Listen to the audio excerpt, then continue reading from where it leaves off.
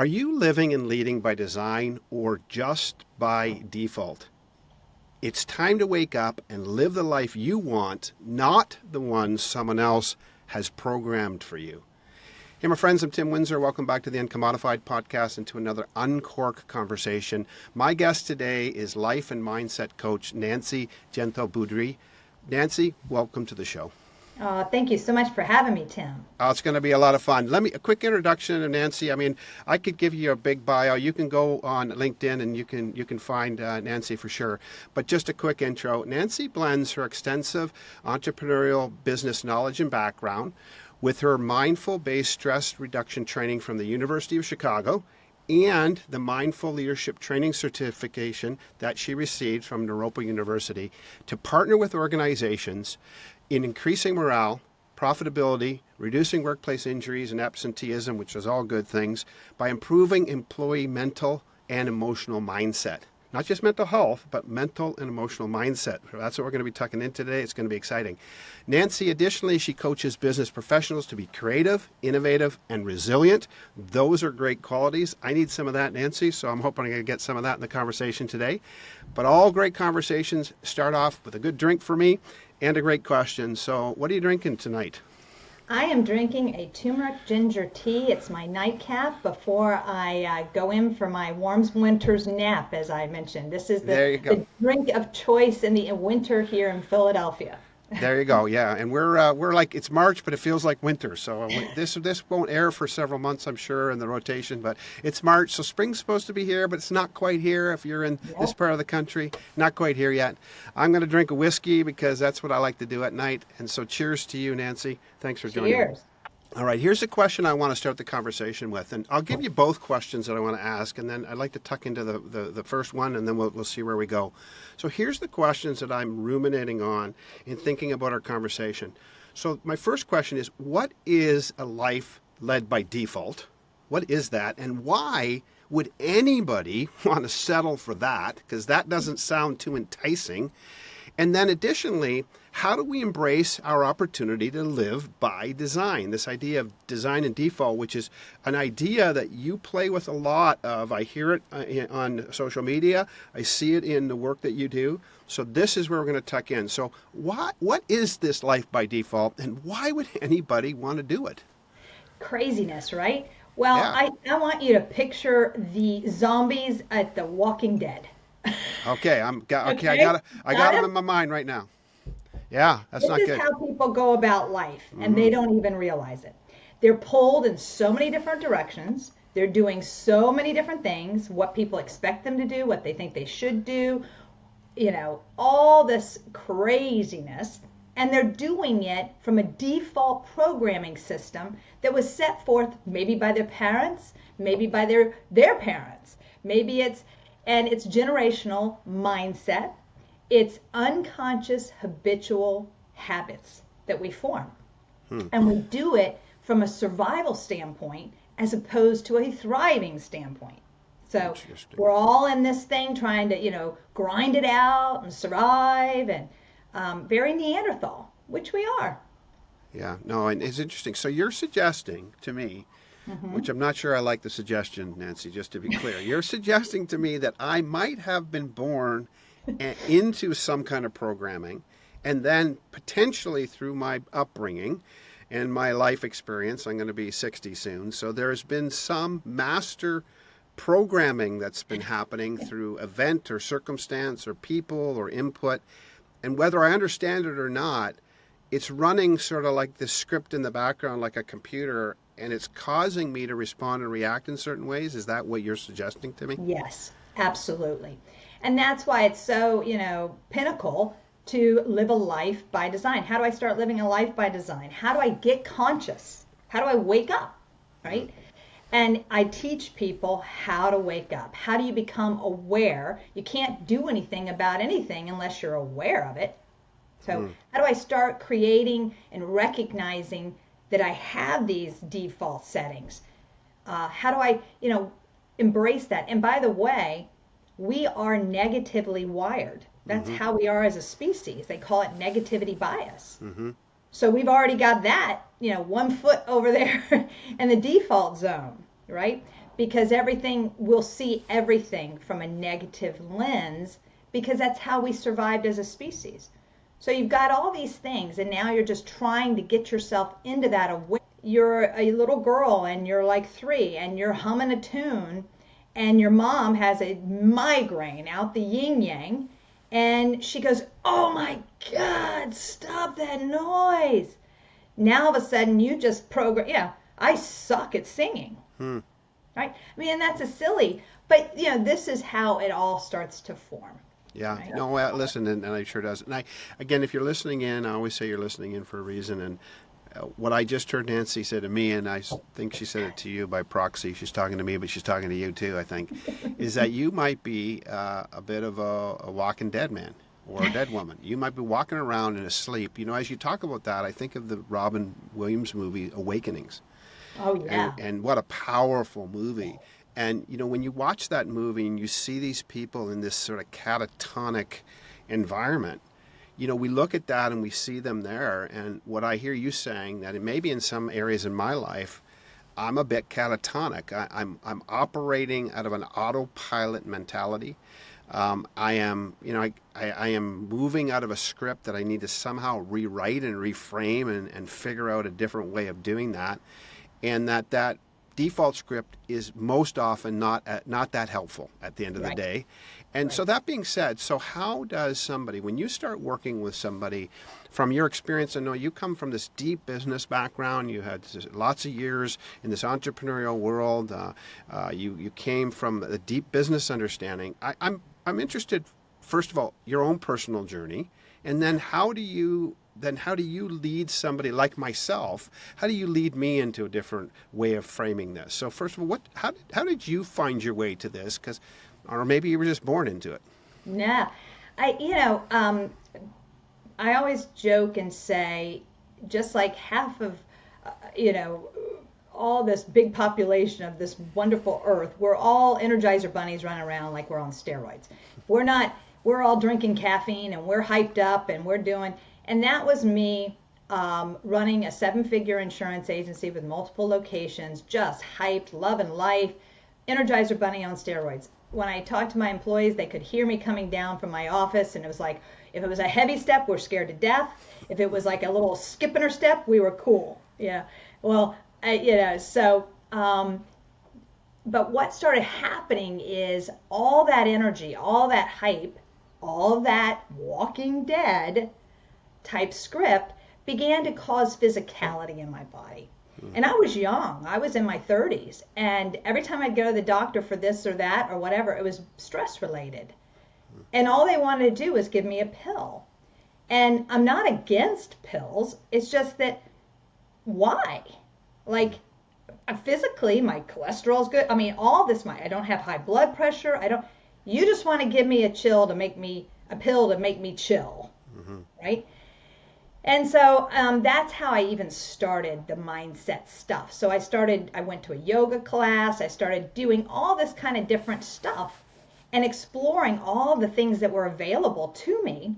And I found that there was a whole world that I'd never been exposed to of, yoga, mindfulness, Reiki, acupuncture, crazy. So all of a sudden I just started drinking the crazy juice.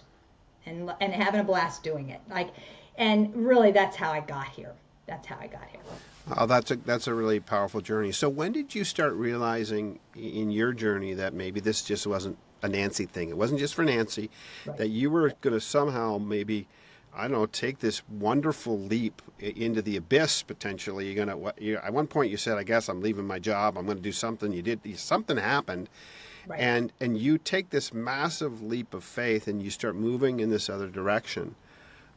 Where do you start to begin to realize that this is the thing for you? Yeah.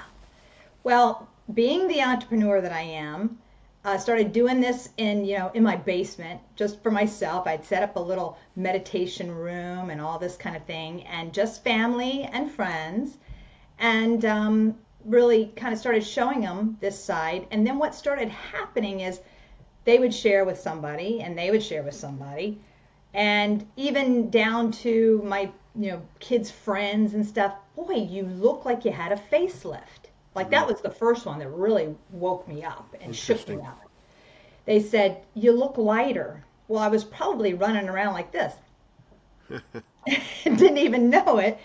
Um, and so that was kind of a wake up. And then, what are you doing? And I didn't know how it would be embraced. I really didn't.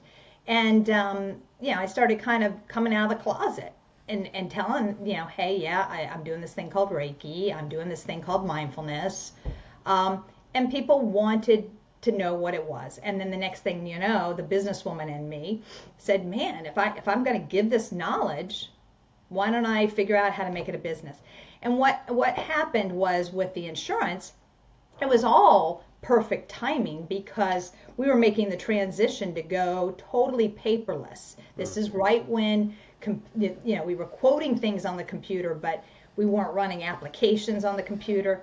And there was going to be a heavy lift of investment to go to that type of system.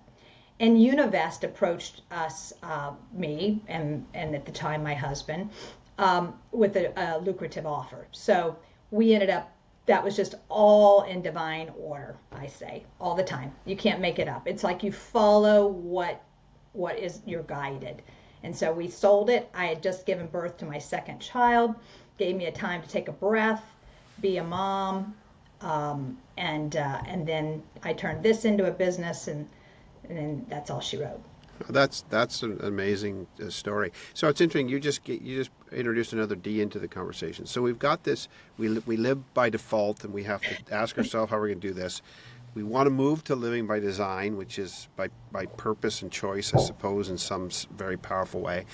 But you've just mentioned that for you there was this divine component that sort of somehow energized or was animating this thing that was happening. So for you, is the journey from default to design, is it interconnected for you for sure, but is it interconnected for a lot of people that you connect with, that somehow it intersects with the divine, regardless of how we might articulate that or put our hand on that? Right. Is this an energizing and animating force behind this move from default to design? Absolutely. Good awareness on that, because when you think of also I incorporated my business, and my business is called Awaken with Light. Yeah, that's right. So I absolutely, hands down, believe in something greater than ourselves. I don't care how you define it. I don't care if you call it the energy that keeps planets in alignment. I don't care how you defined it. It doesn't have to be a dogma to God. But there is this source, or there is this energy. And I believe part of what I teach, and that's why I'm not cut out for everybody, but part of this coming into a life of design, authenticity, we hear that word a lot. How do we tap in and really start to figure out who we authentically are? And how do we get back, what I say when we think of authenticity, it's who you are regardless of societal things. There's things that are going on, or that are, like I said, expected of you, or all this. How do I get that nugget? And I think a big portion is living eyes wide open. So even when we were talking before the show about, living eyes wide open, being in a growth mindset, not a fixed mindset, expansive ways of seeing things. And that all falls into that, connection to something greater than ourselves. Wow, that's powerful. So Nancy, I don't tell this story to very many people. Now I'm going to tell it to a lot of people, but I don't tell this story to very many people. But as you talk about what you're talking about, I in an unexpected way, I'm making a connection for myself. So I grew up in a rather dysfunctional family. We'll just call it rather dysfunctional. No, another D. This is going to be like This is going to be like the podcast, like Sesame Street, brought to you by the letter D. Something's going to be happening here. So I came from a rather dysfunctional family, and in my teens, my oldest brother and his wife, who were the first hippies in our community, actually they founded a hippie commune in our community. They were into some serious drugs, astral projection. It was quite the day. It was quite the day. Let me put it that way. And then they had this divine experience where they had this experience. They had a way of articulating it, but it was this experience of the divine, and it radically did change their life. It changed their life. And my sister-in-law was much more like my mother because my oldest brother was 13 years older than I was. So she was very much like a motherly figure, always has been. And I was sitting with her. I was 15 at the time, and they talked about, they had this experience, whatever that was. And they talked about this sort of divine encounter that, in a sense, took them from their default way of living to now they were living by design. They were living differently, maybe Yes. by design. And so they talked about this like it was just so powerfully real. And we happened to be playing the game Yahtzee.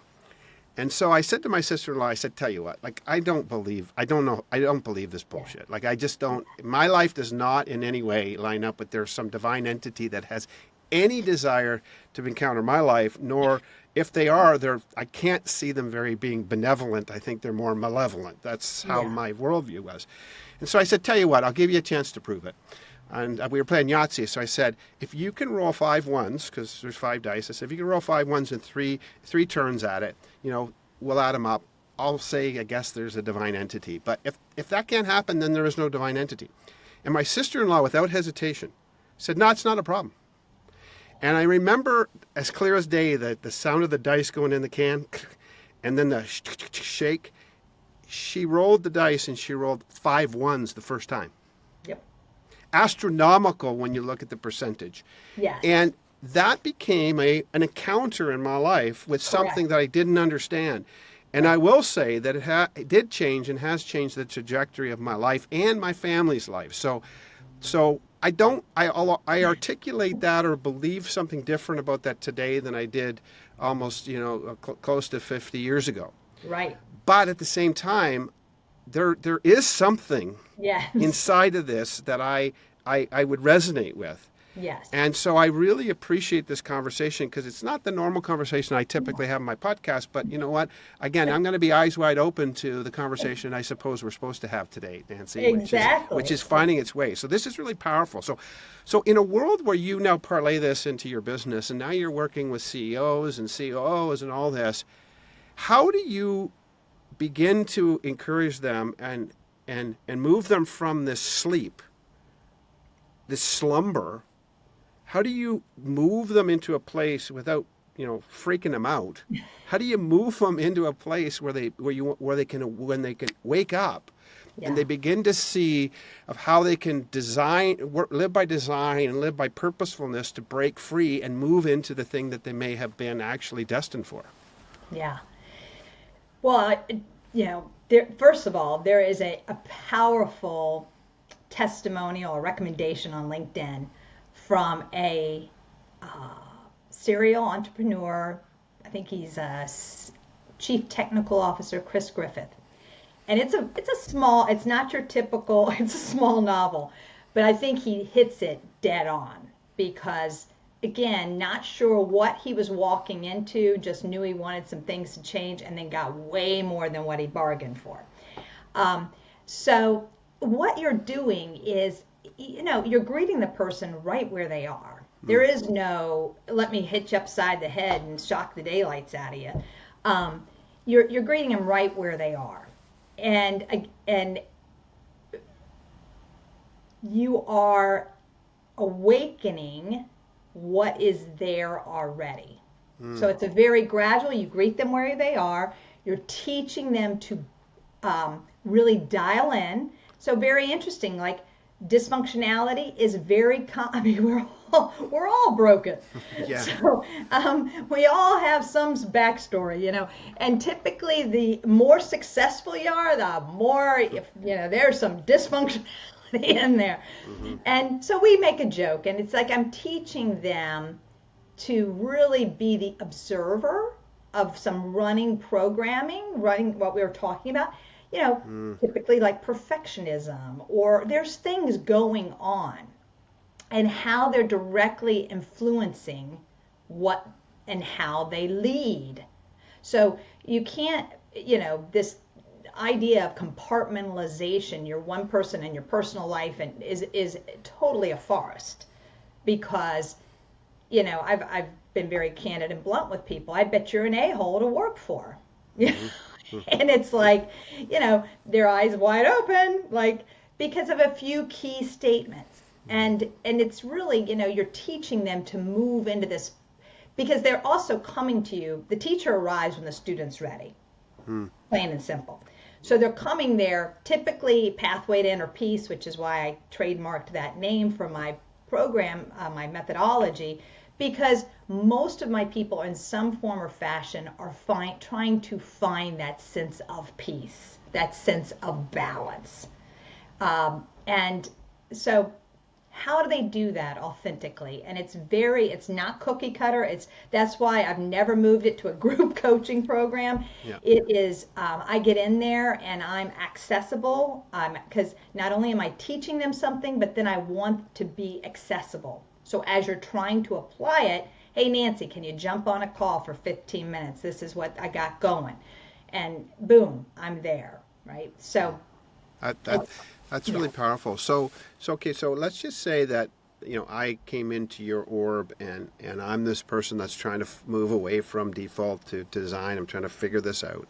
Yes. You're first, if I understand it, you're helping me become present and become an observer, almost sort of get outside myself and become an observer of myself and maybe my behavior, my circumstances, and begin to look at my responses, my auto responses, my auto programming through a different lens. That's where it starts, is what you're telling me? Exactly. And then once I start to have this ability to step outside and sort of see myself outside and say, wow, that behavior seems there's something not right here. How do I move here? What are the one or two things that you begin to encourage me to do? What practices potentially can I begin to sort of get my hands on as I wake up and I'm trying to figure this out? What are the one or two practices that I can start sort of exploring that begin to help me in this journey? Beautiful. Yeah. Mindfulness is maintaining. So the primary tool I use is mindfulness, because it is science-based. It's got a lot of data that says you can change the gray matter of the brain, you can rewire the brain, you can change habitual habit. So mindfulness is the vehicle by which I use the most. And there's 4 big influencers, but Dr. John Kabat-Zinn, I was fortunate enough to train with him, and he is the guru of MBSR, mindful-based stress reduction. But mindfulness is that maintaining a moment-by-moment awareness of your thoughts, your feelings, your body sensations, and what's going on around you. And you want to do it with an attitude of openness, curiosity, acceptance, and self-compassion. So I'm teaching them. So each one of those is packed, man. You want to talk about, that's why it's a program and it's a process. Because even mindful acceptance is a loaded thing. Mindful acceptance doesn't mean you like it or agree with it, but you have to see it for what it is and then navigate accordingly. And if you're all up close and personal, emotionally attached, and really wanting something to be different than what's appearing, you can't gain mindful acceptance. Thus, you're clouded and you can't make clear decision, right? So you're teaching all these like little things. I tell people all the time, pain is inevitable. That's a challenge in life. Suffering is optional. It's your resistance that creates the suffering. So each one of these things you're unpacking as this person's journeying, and the couple of tools that you start with is teaching them how to dial in. What am I feeling in this particular moment? Most of us don't even really acknowledge our emotions. We don't allow them to be, and we tend to power through them or suppress them, because if they don't feel good, I definitely don't want to feel it. I might even numb it, right? So I teach them that it's not some scary thing. It's just a freaking emotion. Let's talk about it, right? Yeah. So you're starting to explain, and that emotion, by the way, is creating thoughts that are creating your perceptions in life. And if you think everybody's out to get you, for instance, or shit on you or whatever, like, that's where you got to start changing that emotional current, because it's creating thoughts that are not serving you, that are creating perceptions, and then it's dictating your experience and how you react or respond. So I teach people to dial into their emotions, their thoughts. It's an actual technique, a mindful technique that's a very toe in the water kind of thing. And you begin to just sit in stillness. What am I feeling? Physically in my body. You start with the body. Then you go to, what are the thoughts? I mean, meditating or mindful meditation is not elimination of thought. You're not going to get that. Your brain is designed to think. But I want to be the observer. I want to be like I'm sitting in the movie seats and I'm watching the movie play out. So you're teaching them to place that distance. And that distance gives you the power to pause instead of react. And so you're teaching them to observe their emotion, their physical sensations in the body, their thoughts, and then their emotions, right? I don't lead with the jugular. Emotion is a tough one, but you're just teaching them, and that's called open awareness, and you just begin with that. And then I also teach another thing called stop, which is S stands for stop, take a breath, observe, and then purposely proceed. So you start getting them to apply this pause thing that I'm telling them to do before it's just this knee-jerk reaction and you're on to the next thing. And that's brilliant, because it was so simple, but I can think of it even as I talk about it. And I heard another D in the midst of that. There's we got a thing going on here, which I really like it. But you got to put distance between things, and between the emotion and the reaction, which is hard to do because it's spontaneous, and because that's that default script. That's living at a default. But it is interesting as you describe that, because I hate to.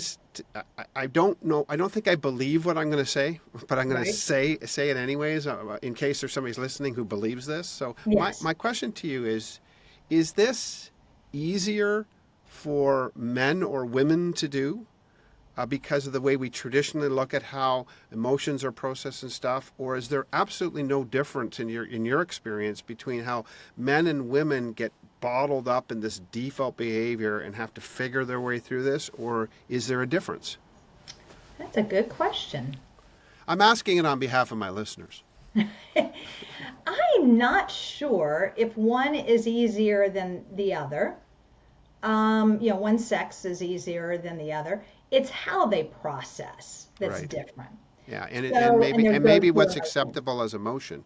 Yeah. Because I think as a man, for instance, my belief is if I'm very passionate, or if I'm even a little bit angry, a lot of people will look at that and say, well, that's just, that's masculine, that's strength, that's whatever. Exactly. And I think, unfortunately, because I have a very amazing a daughter who's 34 now.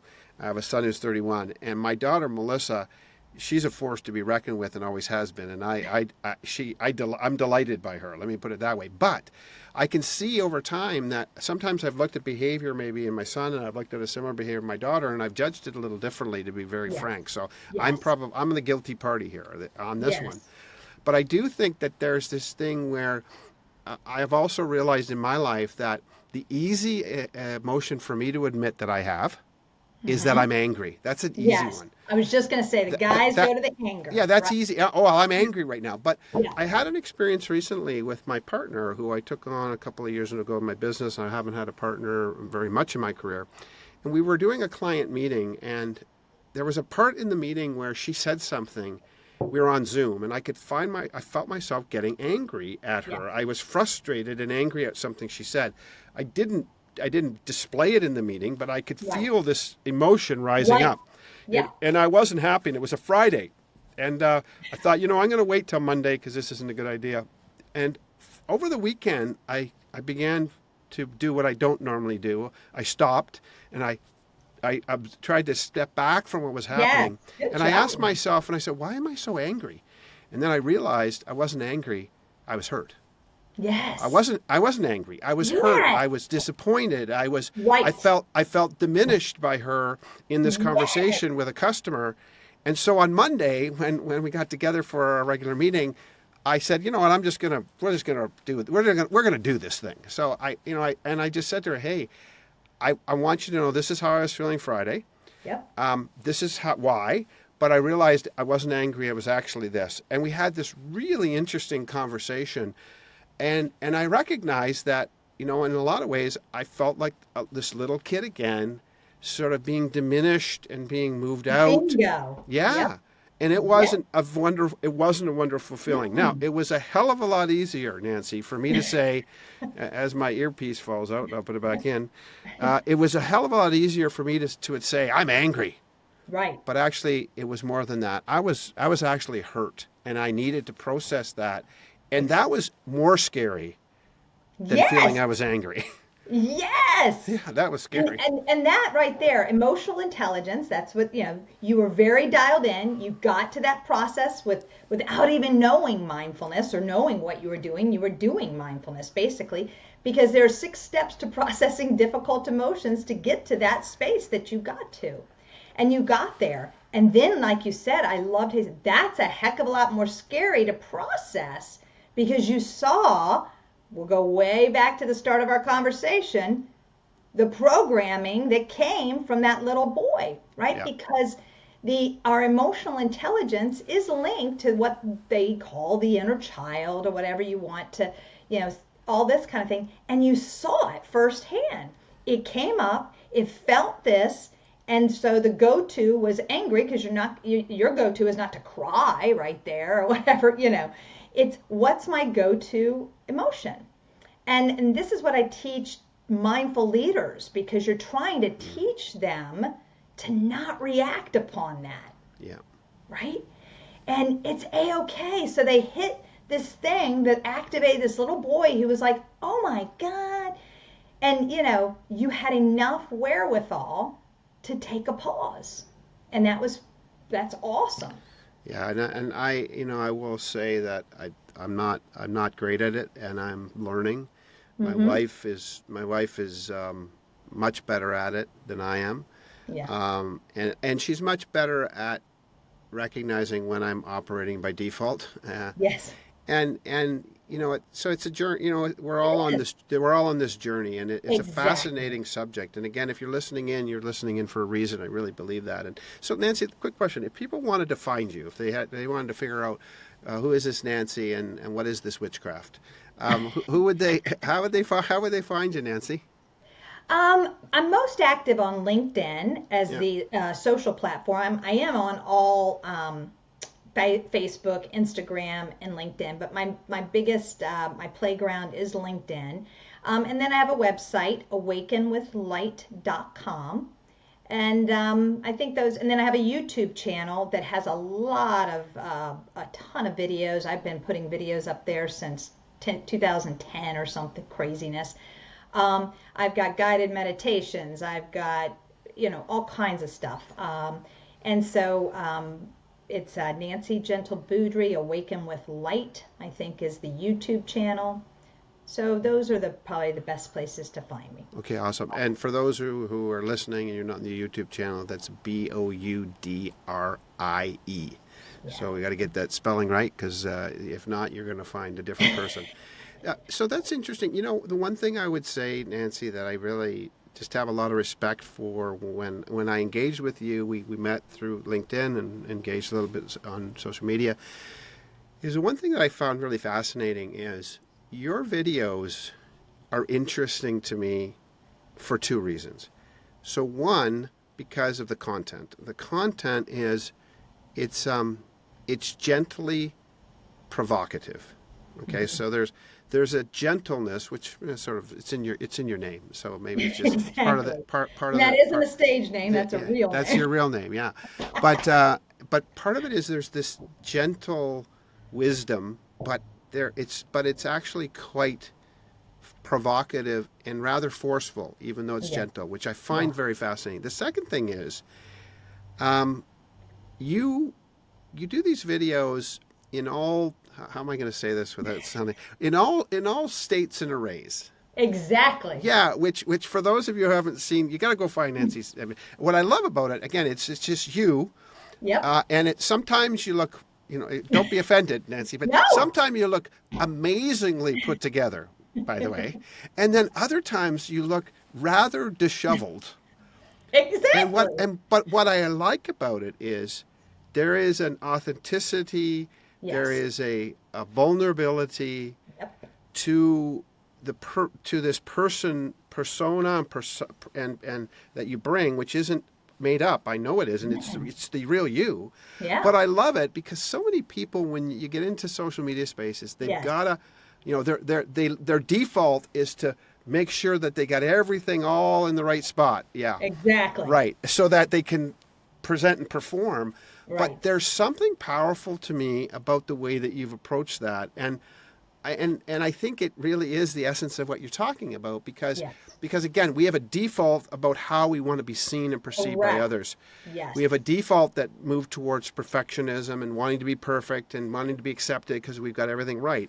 And what I love about that is there's this wonderful genuineness and humanness to all of what you do. And I have a lot of respect for that because I don't do fake very well. No. I'm not.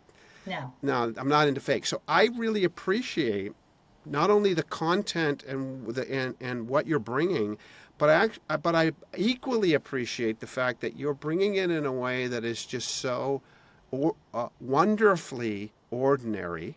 Yeah. And that to me in and of itself is powerful. And I just want to acknowledge that and thank you for Oh, doing thank you that so because I much. really appreciate it. That's exactly when I started doing this kind of thing, God, years ago. Of course, my thought pattern is, see, I do a lot from the woods, but it's a little too cold for me. I'm not a woods person at this time of the year here in PA. And it just started organically happening. Like I'd look at the camera, I just hiked to the top of this thing, and I'm like panting, and I'm looking, and I'm thinking, no, I'm going with it because I'm feeling it. And then it just spawned to wherever I'm feeling called, like I'm sitting in the middle of my living room, and it's morning. It's God, I don't even know if I looked in the mirror. I just picked up the I just picked up the camera, and we're gonna do it right here. Nancy, I love it, and I think there is something very powerful about it, and that's moving away from again our default mechanisms about how you Yes. want to be perceived to living a life by design, which is this whole journey. And again, if you're listening in, you got to ask yourself what this means to you. I know what this conversation means to me. I'm finding some interesting things for myself in the conversation, and I believe as my listeners, you're going to find something interesting. But you're going to need to do some hard work. You're going to have to wake up. You're going to have to get observant. You're going to have to look at yourself in a more honest way, in a compassionate way, though, because Right. Nancy, I think you said that's so Right. important. I wrote a book last year, and one of the things I said in that book near the end is that one of the things we have to do is we have to become our most reliably unshakable friend Right. along the way in life, and speak to ourselves like we would speak to somebody else. And by the way, that is something that you mentioned in a video that I watched recently of Yes. yours, where you talked about how you speak to yourself, and do you speak to yourself like you'd speak to somebody else. I really resonate with that because sometimes I am rather really rude to myself. Exactly. And I'm not Exactly. and I'm not as rude to other people most days. No. Right. Right. So It's such powerful, when we go down this, I tell people all the time, it's not for the non-courageous. right. And you will be conquering your Mount Everest, plain and simple, whatever that looks like. But the beautiful thing about a person like me is I'm holding your hand. I'm there, guiding you. I've got more stories than you can shake a stick at of somebody literally having a breakdown, and they're getting ready to walk on stage and speak to thousands. He's over in, freaking, I don't know what country, and I'm on, at the time, I didn't have this program. I was on a retainer. So I'd wake up, I'd be talking to him, all this kind of stuff. But that's why I'm here. It's like, I'm here to guide you, to hold your hand. It sounds much scarier than it actually is. And then what's amazing is it's very quite simple, and it becomes a way of being just like breathing. And people go, I can't imagine being that way. I said, you will, because it'll come natural to you as opposed to the reactionary. Yeah, yeah. No, listen, we're resetting, and then we get into a new default way of looking at things, which is more positively disposed. It's more living by that design in which we were intended to encounter other humans in the world around us. And so I love the conversation for sure. So listen, as we sort of end up here, I want to bring this back into the world that I like to live and play in, and that's this world of uncommodification, of understanding that we have, by design, I think we have this uniqueness that we were created with, that we came into being with, and every once in a while we give up this uniqueness for the sake of fitting in and falling in line and being acceptable and all that stuff that goes with that. So when Nancy, when you're coming into a room of people, and it could be in a social setting, it could be in a business setting, you choose, but when you walk into a room and you're bringing that thing that Nancy was designed, was destined, was created for, what unique contribution do you know you're bringing into that room as your authentic self? Ever since I was a young girl, this is so funny, and again, I don't know that I've uttered this, but I remember my mother telling me this, and I've always kept it in my head. She said, I don't know what you have, Nancy, but when you walk into a room, everyone knows you've arrived. Mm-hmm. And it's not, I'm not verbally out loud. There's nothing, I'm quite opposite. I'm an observer when I walk into a room. Mm-hmm.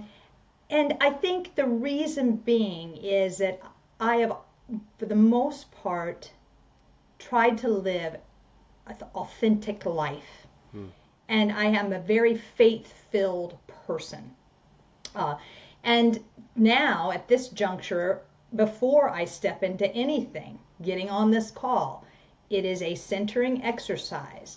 And I say, God, go before me and work through me.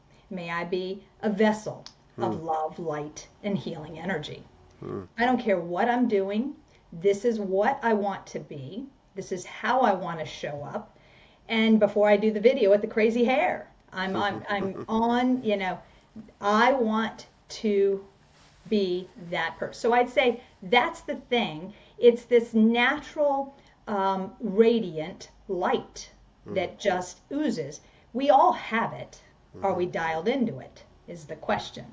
And so that's what I'd say is the biggest thing, is that I'm very nurturing, empathic, and I'm like everybody's mother. I love, or what if they didn't have that kind of mother, what they would have liked, right? I'm very nurturing. So it's just this very distinct, connection to the divine. Wow. And by the way, thanks for sharing that. That's really impactful, and I appreciate that. And a couple of things that I take from what you said. It's interesting. On one level, you come in quiet, but there's a veracity to your observation. Yes. which is very fascinating to me. And then there's this part where you somehow, either by presence or by conversation, that you're bringing this nurturing quality into the conversations and into the relationships, which is a very powerful gift that you can give to others. And again, when you're listening in, your contribution doesn't need to be the same as Nancy, because then it would be commodified, of course. But some of you will resonate with Nancy's contribution because you might bring something similar. But my challenge to all of us in this journey is, how are we releasing our uniqueness for the positive benefit of others around us? At the end of the day, if we're doing that, we're probably living by design. We're probably living into and leaning into the sense of calling and destiny towards in our world. And so then we're moving into a place that's going to ultimately create a lot of great things for us and for others. Nancy, brilliant conversation. Really appreciate it. It's really dipped and danced and gone in a lot of different directions than I necessarily expected. Hey, there's 2 more D's, dipped and danced. Look at that. I'm going to be looking for Bert and Ernie soon, because this is pretty amazing. But thank you so much for coming on the show. Thanks for sharing your wisdom and knowledge. Please, if you want to hunt down Nancy, please do. By the way, I didn't mean that she did witchcraft. That was just a joke. Just to be careful. Just for those of you who may be been offended by that, including Nancy, it wasn't witchcraft. aircraft. It was just a joke.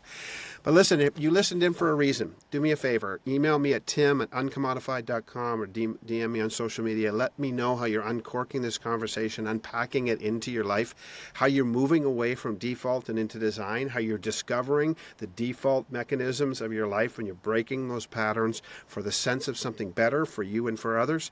Thanks for listening. Cheers.